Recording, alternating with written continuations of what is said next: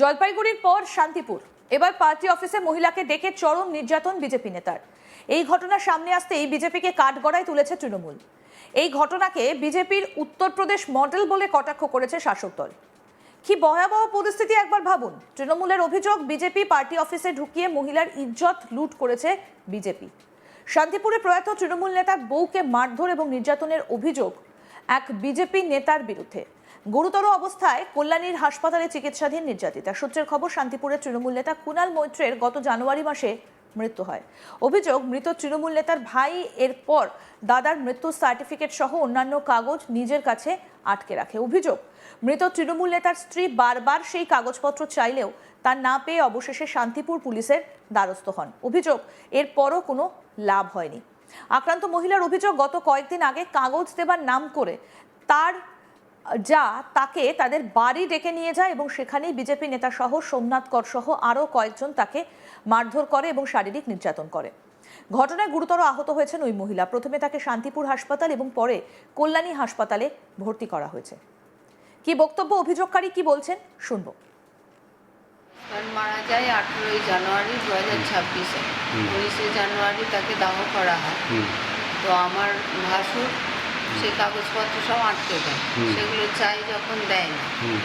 তারপরে বলে police case করতে, পুলিশ কেসও করা হয়, কিন্তু পুলিশকে বলে যে আমাদের কাছে কিচ্ছু নেই, আমরা জেরক্স পেপার দিয়ে কাজ করি। আপনার সঙ্গে কি হয়েছে? এবার আমাকে ডেকে নিয়ে গেল, পুলিশকে কাগজ দিল না, আমাকে ডেকে নিয়ে গেল। ওই আমার যে যা, সে ডেকে নিয়ে গেল। ডেকে নিয়ে গিয়ে এবার কাগজ দেওয়ার নাম করে ডেকে নিয়ে যায়। ডেকে নিয়ে গিয়ে আদর যত্ন করে ঘরে বসতে দেয়। আমি ভাবি যে ঠিক আছে, পুলিশকে না দিলেও এবার আমায় যখন দেবে তাহলে দিয়ে দেবে। তো ডেথ সার্টিফিকেট বা অরিজিনাল সব কাগজ, ফোন সব ওর কাছেই ছিল। কারা কারা আপনাকে ডেকে নিয়ে গেছে? কে কে ছিল? ডেকে নিয়ে যায় আমার যা। হ্যাঁ, আর ছিল কারা কারা? এইবার আমি তো আমাকে ঘরে একটা ঘরে বসিয়ে যা বলে বস, আমি আসছি বলে এবার পেছন থেকে আমার ভাসুর এসে আমাকে আর কি জাপটে ধরে। ঠিক আছে, তারপরেই দেখি এই সোমনাথ কর আর উত্তম ঘোষ। এরা কারা? এরা তো ওই ভাসুরের সঙ্গেই থাকে। কারা এরা? কোন দল? এরা বিজেপি করে, বিজেপির মুখপাত্র সোমনাথ কর। আর উত্তম ঘোষও বিজেপির।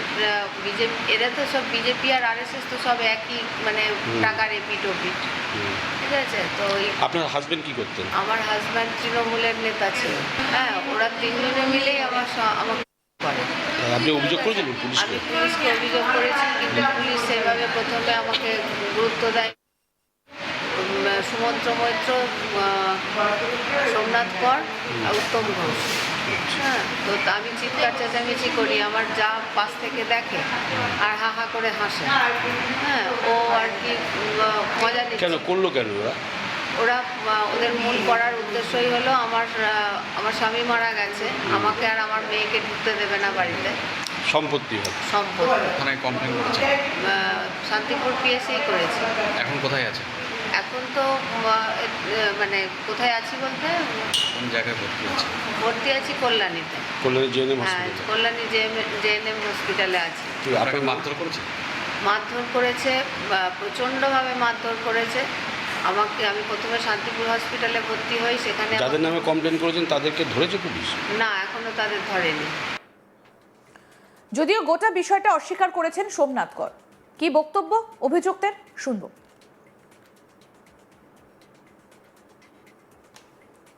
দেখুন, যিনি অভিযোগ করেছেন তাকে আমি ব্যক্তিগতভাবে চিনিও না, জানিও না, প্রথমত কথা। আর এই ব্যক্তি যিনি করেছেন অভিযোগটা, তিনি এর আগেও একাধিকবার আমার বিরুদ্ধে তিনি বিভিন্ন রকমের অভিযোগ করেছেন এবং কেউ তাকে মেঘের আড়াল থেকে এইসব জিনিসগুলো করাচ্ছেন আমরা নিশ্চিতভাবে আমি বুঝতে পেরেছি। আর সবথেকে বড় ব্যাপার হচ্ছে তিনি যে অভিযোগপত্রে যে সময়ের কথা বলেছেন, সেই সময়ে আমি এবং আমাদের সাংসদ এবং শান্তিপুরের বিভিন্ন কার্যকর্তা নিয়ে আমরা 3 নম্বর মণ্ডলে একটি বুথ বিজয় প্রোগ্রামে ছিলাম। তার সমস্ত ভিডিও ডকুমেন্টস, অডিও ডকুমেন্টস এবং ছবি আমার কাছে আছে। ফলে এই ধরনের শান্তিপুরের সামনে বিধানসভা নির্বাচন, সেই বিধানসভা নির্বাচনে তৃণমূলের মদতপুষ্ট হয়ে কেউ মেঘের আড়াল থেকে এই মহিলাকে দিয়ে বারবার একাধিকবার এবং বিভিন্ন রকম মানুষকে দিয়ে আমার বিরুদ্ধে এইসব নোংরা খেলাগুলো খেলছেন। কেন করছেন? ফলে দেখুন, নিশ্চিতভাবে আপনারা বুঝতেই পারছেন যে সামনে বিধানসভা নির্বাচন আছে। সেই রকম জায়গাতে দাঁড়িয়ে একজন ব্যক্তি, আমি শান্তিপুর বিধানসভায় নেতৃত্ব দিই, সেই শান্তিপুর বিধানসভার নেতৃত্বকে যদি মেলাইন করা যায়, সেই মেলাইন করার উদ্দেশ্য নিয়ে এগুলো করছেন, সম্পূর্ণ উদ্দেশ্য প্রণোদিতভাবে করছেন এগুলো। তবে আমি এটুকু বলতে চাইছি, শান্তিপুর বিধানসভার প্রত্যেকটা কার্যকর্তা সেই দিনকে উপস্থিত ছিল। 28 তারিখে যে টাইমের কথা বলছেন 7টার সময়, আমরা সন্ধ্যে 6:30 থেকে রাতে 8:30 পর্যন্ত আমি এবং আমাদের সাংসদ, আপনি সাংসদের কাছে প্রতিক্রিয়া নেবেন, সাংসদও বলবে, আমি সাংসদ থেকে শুরু করে আমাদের এখানকার সমস্ত কার্যকর্তা শান্তিপুর বন্ধু সভায় আমরা বুথ বিজয় প্রোগ্রামে অনুষ্ঠানে ছিলাম। এর পেছনে কারণ কি বলছেন? কারণ দেখুন, কারণ সবথেকে বড় কথা হচ্ছে যে যিনি করাচ্ছেন এগুলো, তিনি নির্দিষ্ট কোনো রাজনৈতিক স্বার্থ থেকে করাচ্ছেন। আইপ্যাকের কোনো উদ্দেশ্য প্রণোদিতভাবে এইগুলো কেউ করাতে পারে, কাউকে দিয়ে করাতে পারে।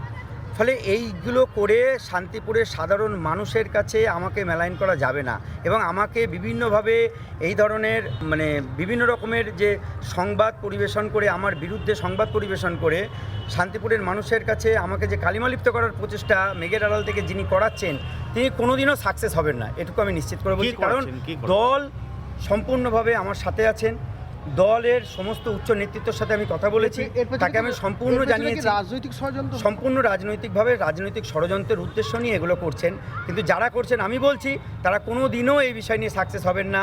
তার কারণ শান্তিপুরের শুধু রাজনীতির কারণে নয়, আমি এর আগে একাধিক বিষয় নিয়ে, সামাজিক সংগঠন থেকে শুরু করে এর আগে বিভিন্ন বিষয় নিয়ে আমি বিভিন্ন রকমের মুভমেন্ট করেছি। ফলে আমাকে যারা চেনেন, আমাকে যারা জানেন, সবথেকে বড় কথা হচ্ছে যে সাংস্কৃতিক, শিক্ষা, বিভিন্ন বিষয় নিয়ে, স্বাস্থ্য, বিভিন্ন বিষয় নিয়ে বারবার শান্তিপুরে মুভমেন্ট করেছি। কিন্তু শান্তিপুরে কোনো একজন নেতৃত্ব এই কাজটি মেঘের আড়াল থেকে কোনো একজন ব্যক্তিকে দিয়ে, এই মহিলাকে দিয়ে বারবার করানোর চেষ্টা করছেন এটা, কিন্তু যিনি করাচ্ছেন তিনি শান্তিপুরের সকল মানুষের কাছে প্রকাশিত হয়ে গেছেন। তাই এটা আমার মনে হয় যে তিনি খুব বেশি সাকসেস হবেন না। এই গোটা ঘটনায় নিন্দায় সরব তৃণমূল। সোশ্যাল মিডিয়া এই বিষয়ে সোচ্চার হয়েছেন তৃণমূলের রাজ্যের আইটি সেলের প্রধান দেবাংশু ভট্টাচার্য। তিনি লিখেছেন, নদিয়ার শান্তিপুরে এক মহিলাকে নিজেদের পার্টি অফিসে ডেকে নিয়ে গিয়ে মারধর এবং নির্যাতনের ভয়ঙ্কর অভিযোগ উঠেছে জেলা বিজেপির এক সহসভাপতির বিরুদ্ধে। সেই মহিলা শান্তিপুর থানায় অভিযোগ দায়ের করেছেন। এখনই বিজেপির পার্টি অফিসগুলো উত্তরপ্রদেশ মডেল ফলো করা শুরু করেছে। 77 আসন পেয়েই যাদের এই দুঃসাহস, তারা 177 করার ডাক দিচ্ছে। পরিণতি অনুমেয়, লিখেছেন দেবাংশু ভট্টাচার্য। অন্যদিকে বিজেপি সাংসদ জগন্নাথ সরকার গোটা বিষয়টাকে চক্রান্ত বলছেন। কি বলেছেন বিজেপি সাংসদ জগন্নাথ সরকার, শোনাবো।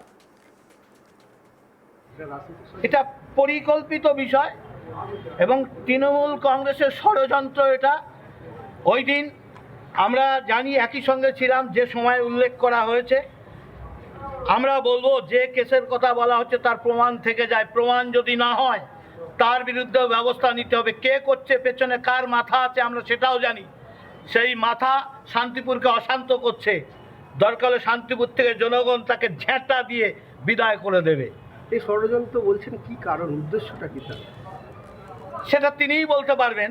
ষড়যন্ত্র এটা একদম পাক্কা। আমরা দাঁড়িয়ে বলছি, এখানে দায়িত্ব নিয়ে বলছি। আরো আপডেট পেতে দেখতে থাকুন আজ তাক বাংলা। সাবস্ক্রাইব করুন, নোটিফিকেশন পেতে বেল বাটন অপশন প্রেস করুন।